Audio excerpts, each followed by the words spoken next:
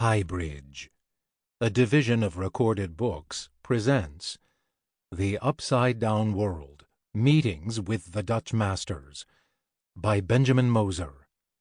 Read by Paul Boehmer. Introduction. The Way It Had to Be. When I was 25, I moved to the Netherlands. The reason was a love affair. The place, I thought, was a detail. My interest in its culture was modest. My concerns were personal. Starting life with my Dutch partner. Starting life as a writer. These beginnings were so delicate, so fraught, that I hardly had time to think about anything else. But as I started exploring this new country and tried to find a path as a writer, I stumbled upon a whole galaxy of artists who had seemed to be asking the same questions that I was. Why do we make art? And why do we need it? Who and what is an artist? What does it mean to have talent? And how can one develop whatever one has been given? Can an artist be a follower, or must he be original? What is the artist's duty to others, to society, to self? What is beauty, and how does it relate to taste?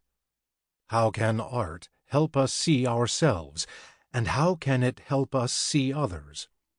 In a world without religion, can art provide a substitute for God? How, in a word, are we supposed to live? And must we go all the way to the end? None of these questions had answers, or at least none that were satisfactory, and that was how I sensed that I had found a great subject. I didn't know that it would end up consuming me for 20 years, the time it has taken me to write this book. But I did not begin with these questions, or with the intention of writing a book. I began with the same excitement that I felt when, as a child, I stood in front of the skeleton of a dinosaur, or when I first saw the Rosetta Stone, that thrill of finding oneself in a room packed with old and mysterious things. The room, or rooms, was the Dutch museums. One unfolded into the next, gallery after gallery, wing upon wing. My discovery of these rooms was one of the revelations of my life. It had a strange effect on me. I discovered that I could walk through these rooms the way I might walk through a cathedral or a forest, and that I would emerge from them the way I emerged from a good night's sleep or a long jog, calmer, happier, more focused. And I felt that there was something here I needed to know. I didn't know what. I did know that there are places you visit and are happy to have seen, but never need to see again. I did know that there are people you enjoy meeting, enjoy spending an evening with, and whom, with no hard feelings, you never need to see again. And I knew that there are places and people that get under your skin. You want to know everything about them. They make you fall in love. That is how I felt about Dutch art. At first I felt the pleasure, the beauty of this art. I felt its effect on me. It calmed me. It excited me. Somehow it calmed and excited me simultaneously. But I didn't know anything about what I was seeing. I started jotting down notes, trying to keep track of it all. You know you are in the presence of a great subject when it raises more questions than answers, and when you realize that the subject gets bigger the more you learn about it, that the more you learn, the more ignorant you start to feel. At first, I was embarrassed by my ignorance. I considered myself a reasonably well-educated person. but I had no idea what I was seeing. I had a quick suburban acquaintance with Rembrandt and Vermeer, and might not have gone much further if they had been the only great artists that Holland produced. But the astonishing thing about Dutch art was just how much of it there was. Every time I walked into a museum, I was sure to discover some spectacular something by some unknown someone. I wanted to know more. I started reading. I visited as many exhibitions as I could. Slowly, I got to know these artists, and as I did, something happened. The process reminded me of the Scooby-Doo cartoons I had watched as a child. In a haunted house beehived with secret passageways, the culprit had cut out the eyes of old portraits. As the group wandered down the spooky hallways, the eyes in the pictures started to move. I read more. I saw more, and as I did, the old pictures started to come alive. I was eager to share the pleasure I had in this learning. I liked nothing more than taking a visitor around a Dutch museum, though I worried that I could come across with the zeal of a convert. I was a foreigner, after all, and part of my enthusiasm for Dutch art was the desire, sometimes touching, sometimes embarrassing, of a person trying to find his footing in a new country. That is how this book began. The country became more familiar. The years passed. All that reading, all that exhibition going, and then the beginnings of this book made me a more knowledgeable guide. I was not, in fact, especially knowledgeable, not at first, and not in the technical sense. I was helped to appear so by the general ignorance of the subject, even among the Dutch. Over time, I did grow less ignorant about the facts, which were available to anyone who bothered to look them up. More eyes started to move, and as they did, I discovered that my ignorance was of another nature. I thought I was learning, and then writing, about the history of art. I didn't know until I was deep into writing this book what I was actually doing, which was recording an education that went far beyond the pictures on the walls, recording my responses to people who had been asking the same kinds of questions that I was asking. Their answers were inconclusive and contradictory, and often terrifying. But I didn't need their answers. I needed their questions. I needed to see how they had asked them, since they were the questions I had to formulate before I could offer any answers of my own. For 20 years, half of my life so far, I felt that these artists were guiding me, carrying me through their world. But though their country grew more familiar, it was never my country, and I remained a foreigner, one who had traded the world from which I came for an uncertain life in a new land. It was a baffling experience. Becoming a foreigner could sometimes feel like experiencing dementia. You are you, same name, address, date of birth, but your past is wiped away. You don't know what anyone is talking about or who anyone is, and you start to wonder who you are yourself.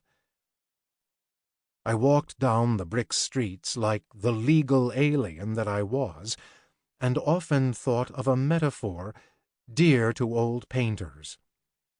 A little globe, wrong side up, alludes to an expression still used in Dutch, de omgekeerde wereld, or de wereld op zijn kop, the upside-down world, or the world stood on its head.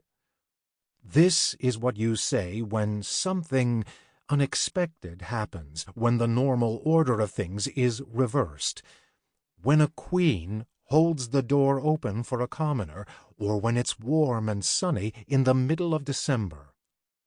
The theme recurs at Carnival. It was popular among the comic painters and the painters of daily life. It is also a concise symbol for what happens when you become a foreigner. You stand on some other portion of the globe. What was up is suddenly down. If it is a great enrichment to be able to see the world from a different standpoint, it is also a great risk. It takes a while to learn that the questions are more important than the answers.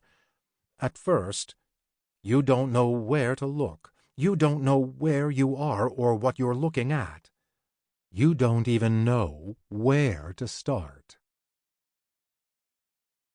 Part 1. Where to start. Shortly after I got to the Netherlands, I bought a book, or rather a series of books, by the American historian John Lothrop Motley. It was a 19th century edition, printed on thick rag paper that was still bright and unspotted after 150 years. But these books were not collectibles. They were ratty when I bought them, and falling apart by the time I reached the end. I was surprised, in fact, that I reached the end. But the books were so momentous, so resonant, so full of incident and color, that I read them with as much pleasure as I have read anything in my life. Born in 1814, a Bostonian of a generation that produced so many fascinating eccentrics, Motley, among whose interesting attainments was having been Otto von Bismarck's college roommate, published 3 volumes of The Rise of the Dutch Republic, followed by the 4 volumes of The History of the United Netherlands, before and during the Civil War. They told the story of the Dutch Revolt, which began in 1566 as a local rebellion, really no more than a riot, in terms designed to appeal to Americans. He called William of Orange, who reluctantly led the revolt, the Washington of the 16th century. He described the story of Dutch independence as a portion of the records of the Anglo-Saxon race, essentially the same whether in Friesland, England, or Massachusetts. The maintenance of the right by the little provinces of Holland and Zeeland in the 16th, by Holland and England united in the 17th, and by the United States of America in the 18th centuries, forms but a single chapter in the great volume of human fate, for the so-called revolutions of Holland, England, and America are all links of one chain. Motley emphasized Dutch characteristics that Americans saw as their own. The Dutch wanted to be independent politically, to practice their own religion, to shake off tyrannical kings. They were a nation of traders and shopkeepers who rose to unprecedented power, and through their revolt they had stubbornly refused to be enslaved. No American reading this amid their own civil war would have failed to note the resonance. The books and the heroic story they told were popular for decades. The story was couched in a style as majestic as 19th century writing can be, and that style, the prose equivalent of the grand operas that were its contemporaries, propelled me through volume after thrilling volume. And they had another use. They gave me a place to start getting to know the history of the country where I had ended up. In the 15th century, the Netherlands, what we now know as the Netherlands, alongside Belgium, Luxembourg, and chunks of Germany and France, were attached by a series of inheritance to the Habsburg rulers of Spain. It was an immensely unwieldy construction, and it was not yet cemented when, in 1517, Martin Luther nailed his 95 Theses to the door of Wittenberg Church. Protestantism spread. In the Netherlands, for 2 generations, an edgy peace alternated with heightened enforcement of Spanish authority, which implied the suppression of religious dissent. This suppression was sharpened with the arrival of Philip II on the Spanish throne. In Motley's telling, Philip was a dumb and genocidal psychotic, and he cracked down on the Netherlanders. Among other things, this was self-defeating, since these provinces, which had long enjoyed a great deal of local autonomy, were far richer than threadbare Spain. Their response to the repression was ferocious, and resulted in a war that began in 1568 and concluded only with the Peace of Westphalia, signed 80 years later in 1648. By the end of the 80 Years' War, the Dutch Republic, a small country of hardly more than 1 million inhabitants, was one of the leading powers in the world. Militarily, for a time, the Dutch were invincible. Economically, they were rich, the inventors of the multinational corporation and the stock exchange. Scientifically, inside drops of rainwater and sperm, deep into the night sky, and far into the unvisited regions of the world, they made one startling discovery after the next. They founded colonies from Brazil to South America, and from Java to Manhattan. Their radical philosophers made tyrants tremble, and the books that they printed in dozens of languages were read across the world. Their religious tolerance attracted large communities of dissenters. Their women were freer than any other in Europe. Their artists created a breathtaking collection of masterpieces. The more I read Motley, the more invigorating, the more exhilarating I found the Golden Age. I wanted to know more. But if all those achievements in all those fields gave me a sense of excitement about the place I had ended up, they were daunting, too. There was so much that it was hard to know where to begin. My natural tendency was to start with their art, and within that art, among their thousands of accomplished artists, I knew that there could only be one place to begin. And so, I began with the greatest artist of the Golden Age, and followed his genealogy, as through the generations of a royal house, down to his greatest successor. 1. Rembrandt, the Shadow Master. On July 15, 1945, Rembrandt's 339th birthday, the Rijksmuseum in Amsterdam reopened with the most emotionally charged exhibition in its history. Called Reunion of the Masters, the show gathered 175 paintings that had spent the 5 years of the occupation hidden in bunkers. During those 5 years, private collections were looted, and museums were emptied of their greatest works. For all the average person knew, these treasures, like so many others, had been stolen or destroyed in the Nazi terror. Now they were making a triumphant return to the center of Amsterdam. From The Hague came Fabritius's goldfinch, Potter's bull, Vermeer's pearl earring. From Haarlem came the great Hals Group portraits, which were displayed alongside the Rijksmuseum's own collection, including, of course, the nation's famous Rembrandts. In 1939, with war looming, the huge Night Watch, 11 by 14 feet, had been taken to a vault made of reinforced concrete in a castle in North Holland. The location proved too dangerous. In 1940, when the Germans invaded, It was hastily removed to a bunker in Castricum, closer to Amsterdam. The painting was covered with a canvas borrowed from a local farmer. The journey of 50 kilometers took 12 hours. At one point, when an enemy plane appeared overhead, its escorts took refuge in neighboring fields, leaving the masterpiece alone and unguarded in the middle of the road.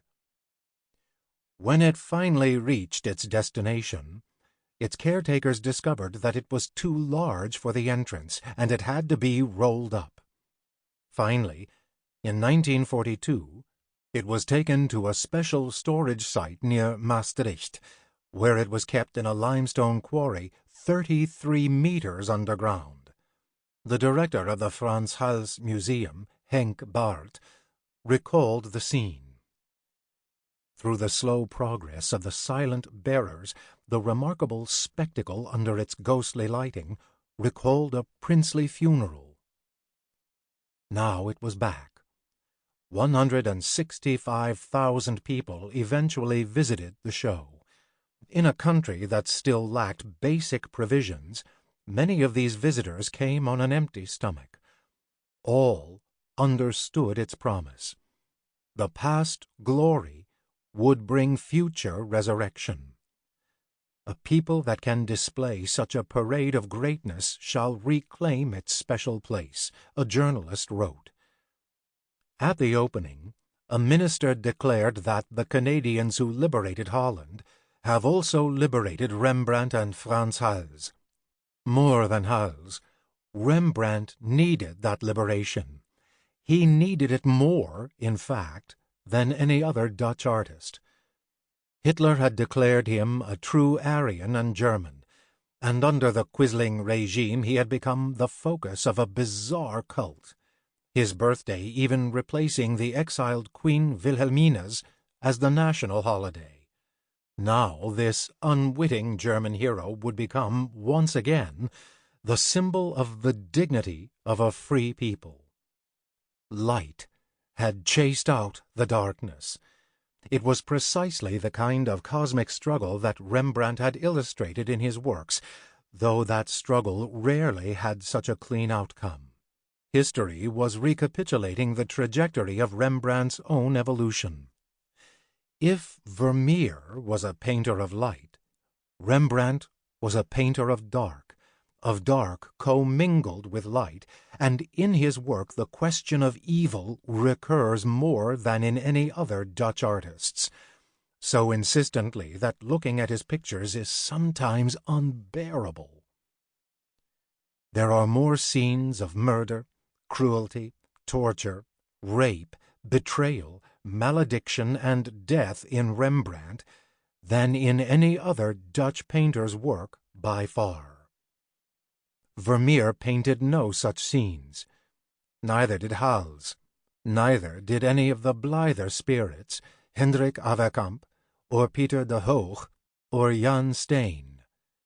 At the very most, the landscapists and the still-life painters will allude with some graceful symbol to mortality, to the passing of time.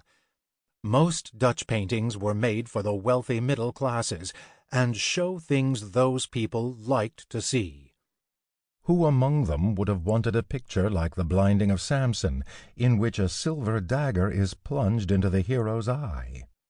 The painting is so gigantic, 2 by 3 meters, that it's hard to look away from it.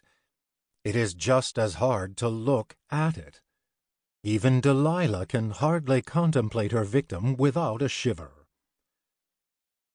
Rembrandt was so prolific that even the most ambitious museum survey will never capture more than a slice of his work. Books aren't much use either. The images end up crammed onto the page, and that monumental quality of Rembrandt's paintings, their patina, their glow, the sense that they give of something physical, like an extraordinary geological phenomenon, goes missing too, flattened onto smooth paper. The etchings and drawings, originally made on paper, fare better in reproduction. but there are hundreds of them, and even the most avid eye can absorb only so much. To try to see more than a few at a time is to get a reminder that, as with Dante and Shakespeare and Bach, you cannot rush an acquaintance with Rembrandt.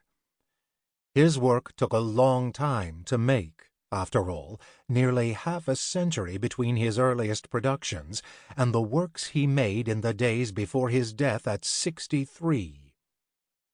Add to the quantity of works and media the quantity of genres. In England, writers were comedians or tragedians or poets, but only Shakespeare was the greatest in every field. In Holland, Rembrandt, who was 9 when Shakespeare died, worked in nearly every specialty known to Dutch art, each of which absorbed the energies, the entire lives, of his most talented contemporaries. And then there is the profusion of his styles. These make it even harder to form a coherent image of Rembrandt. Many Rembrandts do not look anything like the popular idea of a Rembrandt.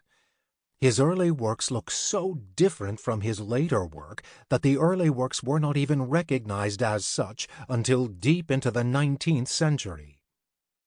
Over the years, all sorts of ghastly paintings have been attached to his name, including some that he actually painted. There are still occasional rediscoveries today, though these are nearly always of lesser works that seldom add more than a footnote to the image that has emerged from 200 years of dogged scholarship. The lacunae of that scholarship only seem to yawn in comparison to a demand for completeness. We now know as much about Rembrandt as we know about almost any figure, artistic or otherwise, of his century. We have a large group of works. We know what they show.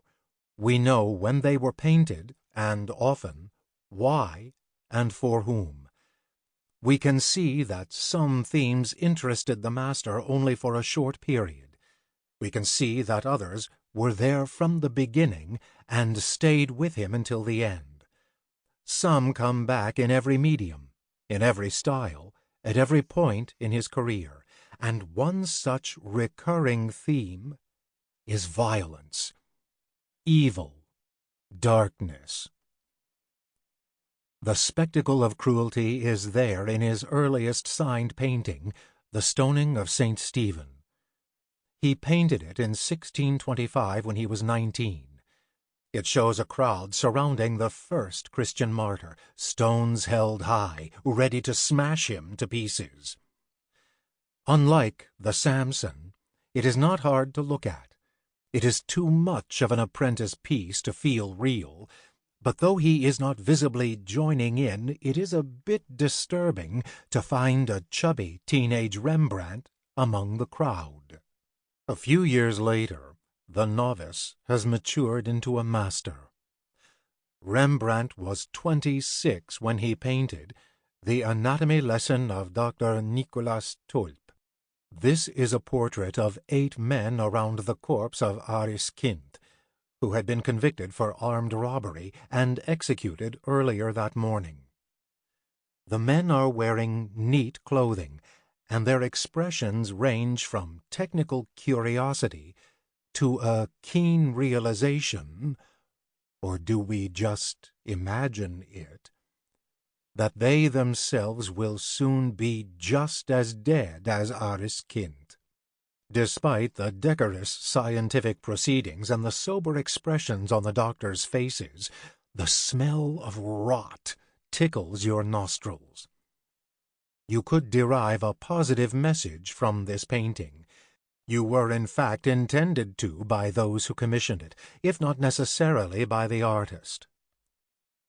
The doctor is instructing the public with lessons that demonstrate the Dutch commitment to progressive education, lessons that were commemorated with such paintings because the medical societies were prestigious and famed. Rembrandt was one of many artists invited to paint them.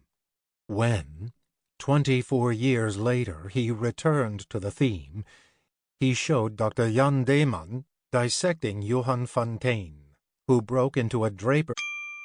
Sample complete. Ready to continue?